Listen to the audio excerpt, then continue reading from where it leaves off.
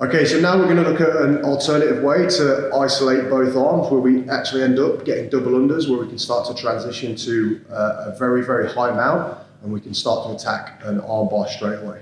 So when we sit through to Kezagatami, I'm always looking to obviously catch that the elbow just on the hip slightly. So when we get here, look,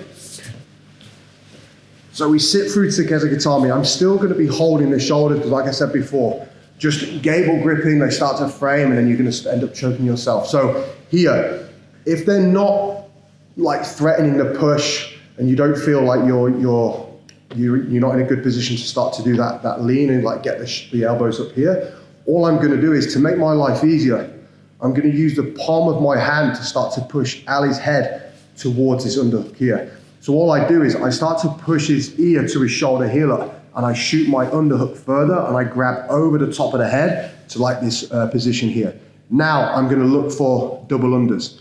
So if you're comfortable going double under straight away, and then like it's called building a house, so I end up with like gable grips above the head, that's fine. If not, use your hips to drive forward to isolate this arm. So if it's someone strong, I'd recommend just driving your hips forward. So same thing, holding the elbow here, look, stopping his elbow getting to the floor, and I drive my hips forward first.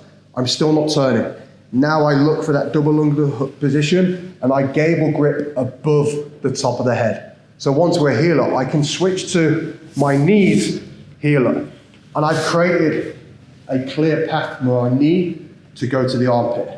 Because what people do is they do like that big step over, our partner catches the leg, or they go knee on belly, and our partner ends up catching the foot anyway. So once you get to this position here, look, I'm isolating his elbows from coming back down. So now all I need to do is bring my left knee close to Ali, and now I bring my right knee across the chest. So I'm creating like an X. So my knee is aiming for the armpit. I'm not going straight across like this. So once we get to the double unders here, look, left knee comes high, right knee goes high here, look, and I drive my knee to the floor so there's no risk of him catching my foot. So I can just step my knee over and we end up in like a super high mount straight away. We're in a good position to attack the arm. So we're going to attack the armbar now. So my left hand is going to catch underneath the tricep here, look. I'm going to base my hand out and I start to drive my left knee as high as possible. What I like to do from here to stop them from like escaping, I don't want to do like a big step over like this. This is too much space.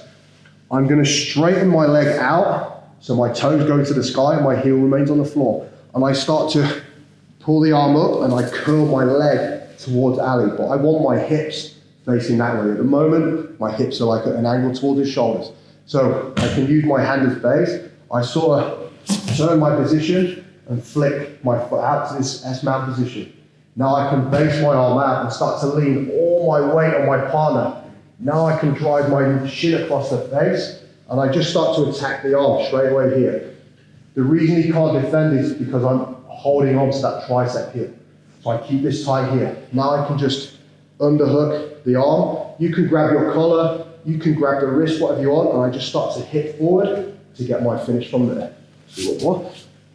Let's do another one. So, sitting through, holding the shoulders, like I can't push forward, like they're staying strong with this elbow. So, you can either look to push the head and go over, or I can always threaten the neck somehow. So when they start to defend the neck, look, I can start to push my hips forward, start to work my hand up. Now I can start to get to that double unders. Pushing the temple again, grab over the top of the head, underhook the arm, make sure you're below the elbow. Get underneath, gable grip above the head. If I go underneath the head here, they can start to like push me back down to the hips as well, which I don't want. So I stay over the top of the head here. Now I can switch to my knees. Keep my left knee high to his shoulder, knee to armpit here, look. So he can't catch my foot. Once we're here, look, left hand is gonna shoot to the tricep and just hold. I don't need to use the gi. The gi moves. Hold the tricep. base my right arm out, shoot my left knee as high as I can, heel to the floor, start to curl my leg in, but make sure you do this little hip switch so I end up with base behind me. Hand goes out towards the hip, lean that way so all my weight's going through his ribs, shoot my knee across the face. Now I can grab here. You can grab the wrist, you can hold your collar, whatever you want. Now I can start to hip forward and get the finish from there.